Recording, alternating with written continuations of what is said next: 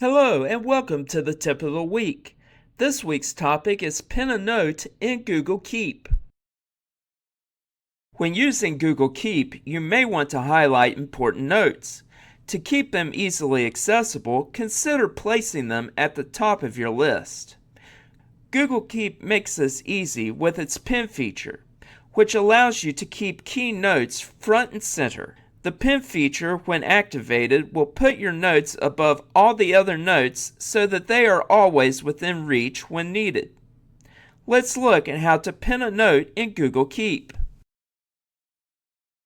Open Google Keep and hover over the note that you want to pin. Click the pin in the upper right corner of the note. Once you click the pin, you will see a new section of notes is created called Pinned above the other notes, and your pinned note is now in the new section. Do you have questions about using Google Workspace? There are several resources available. The links and contact information are listed here.